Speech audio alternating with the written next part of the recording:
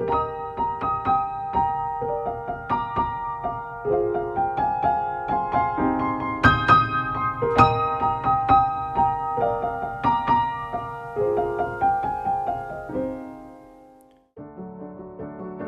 my name is Chris. When thinking of ways to summarize my trip, my lovely friends gave me a tip. Rather than stating it like everyone else, I take my time to really express myself. Before I knew it, I was writing this rhyme, although it sounds strangely similar to Dr. Seuss time. 120 days ago, I left my home for a city down under. The thought of packing my things to travel away made me shudder. It was a country I believed I knew a lot about, but I still had beyond an unreasonable amount of doubt. I landed and declared, I'm ready, let's do it, I know I'm prepared, but there was absolutely no way I could be scared. Driving on the left, speaking in slang, deadly animals, I think koalas are their names. This country really did seem kind of whack. For the first week or two, I hid behind my Mac. I couldn't believe I made such a blunder, but the first day or two, all I wanted was slumber. For the first few weeks, I wanted out, but I stretched my legs and I understood what it was all about. There weren't kangaroos galore or koalas to cuddle, but now I was certainly out of my bubble. As classes began, I knew I may struggle, but isn't that just part of learning to juggle? I would attempt to visit all the sites I could see. From Healesville to Sydney, the country practically unfolded for me. Aboriginals, derivatives, programming, and C, I did my best to take it all in because the experience definitely wasn't free. With the accents starting to become slightly overbearing, I saw my journey's end rapidly approaching. Rather than counting the few days remaining, it was time to appreciate the maze I was navigating. It's not about the things you pack in your bag, but rather your ability to wrap yourself in a new flag. Coming in with such expectations, I couldn't possibly imagine the journey, the success, the experiences I could scavenge. This is the finale of my global experience, 5 months, 5 minutes, and its incredible significance. As the kid with the YouTube channel, it's pretty ironic that I didn't know where to start with this video. I wanted to sound different, but in many ways my journey was the same as everyone else. 5 months ago, we left our homes for Australia. Both scared and excited, this marked the beginning of my next chapter. The month of July, as you can probably imagine, involved a lot of numbers. Not because of my calc class, that struggle comes later, but because of the trip to Melbourne itself. 4 flights, 30 hours, 10,000 miles, and an absurd sum of money jump-started the first semester of my college experience.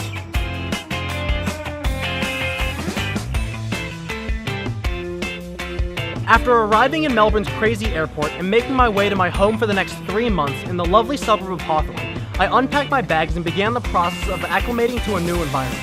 The dream of beautiful tropical Australia with miles of gorgeous blue coastlines and sunny skies didn't seem like it was going to happen just yet. My first day in Australia was slightly more typical of Melbourne weather, cold, rainy, and dark. To be honest, it took a while to call my dorm, this school, and this country my home. But with classes starting, I had plenty of work to keep me busy. Between global experience, global context, programming, calc, and chem, there was always another assignment or quiz waiting to be completed. Thankfully, at this point, we started exploring the country with our first trip to the Healesville Sanctuary, providing a nice break from school.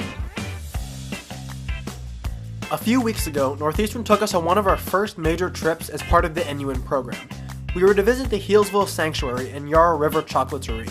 The day started, as all these trips do, with a 1.5 hour bus ride to Healesville, Victoria. Our first stop was the Yarra River Chocolaterie, where they let us sample a ton of different types of chocolate. Here we met an Aboriginal man who handmade boomerangs and a group of Australians who spent the morning teaching us how to throw and catch them. I somehow managed to get a boomerang stuck in the ground and hit myself in the head. Twice.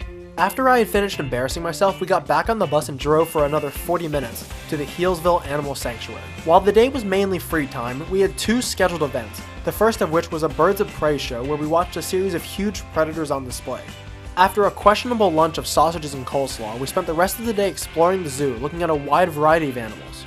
After Healesville, the trips just kept coming. Next up was Phillip Island.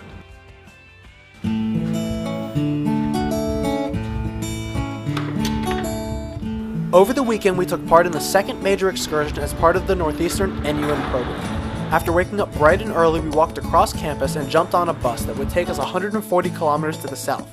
The 2-hour bus ride would take us through the outskirts of Melbourne, through the middle of nowhere, towards the scenic countryside. The destination for today was Phillip Island.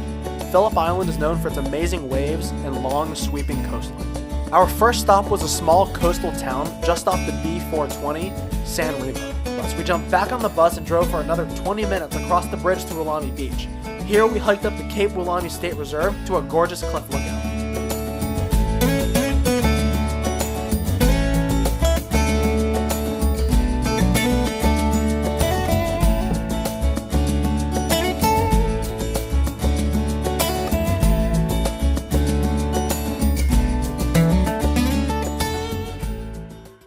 After eventually getting down the cliff, which I somehow managed to get lost on, we hiked over to a massive sand dune where people took turns boogie boarding down.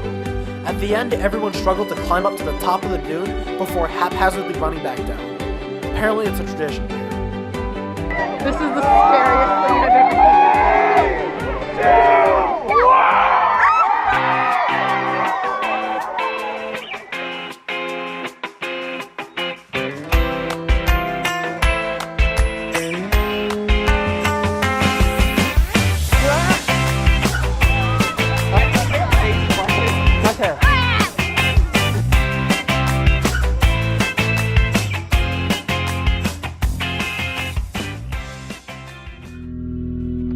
At this point, we packed up our things and trekked back to the bus to head to our final location.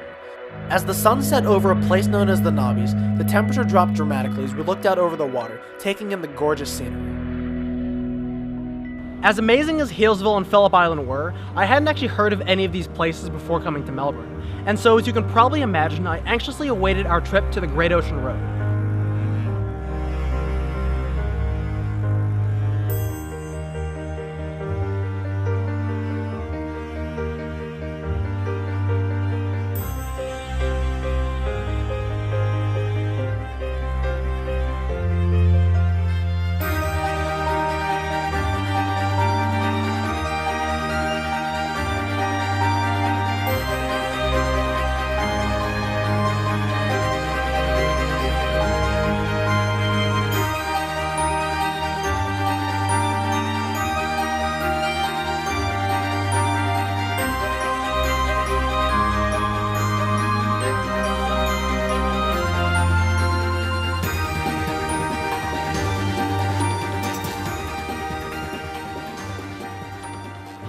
Our last excursion as part of the NUN program was our 2-day trip to Sydney.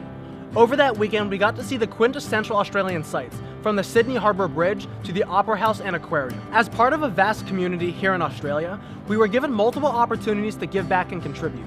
Through Bicycle Network, Second Bite, and Parkinson's Victoria, we helped tackle issues that affect people here in Melbourne. While the latter two organizations were dismally organized and at times downright rude, our impact, no matter how big or small, was what really mattered. While my tan will fade away as I prepare to return to a snowy winter, the friends I made and the experiences I had during the semester will remain forever. I could not have done this without the support of my friends, my family, and the countless members of Northeastern's community who are always there to answer my bizarre questions. It's cliche to say that this was the trip of a lifetime, but to describe it as anything less would be an injustice. And so I leave you with this. As the semester draws to a close, I can't help but watch the sun set for the final time over the Melbourne skyline as I pack my bags ready to depart and begin a